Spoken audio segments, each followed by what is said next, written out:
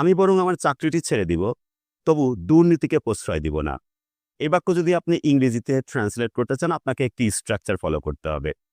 সেটা হচ্ছে would rather do something than do something. বরং এটা করব, তবু ওটা করব না। এই তবু ওটা করব না, এই নেগেটিভ এক্সপ্রেশনটা আপনি দ্যান ডু সামথিং দিয়েই করতে পারেন।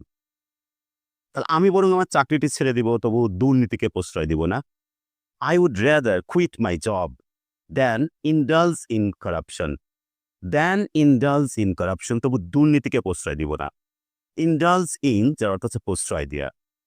আর তবু প্রশ্রয় দিব না সেক্ষেত্রে দ্যান ইন্ডালজ ইন কারাপশন, তবু দুর্নীতিকে প্রশ্রয় দিব না। যদি বলি যে আমি বরং মরবো, তবু ভিক্ষা করব না। I would rather die than beg. এই তবু ভিক্ষা করব না, এই সেন্সে আপনাকে করতে হবে than beg। মানে নেগেটিভ এক্সপ্রেশনটা আপনি দ্যান দিয়েই করতে পারছেন, যে বরং এটা করব তবু ওটা করব না। আমি বরং লিখব তবু পড়ব না। I would rather write than read. আশা করি বুঝতে পেরেছেন।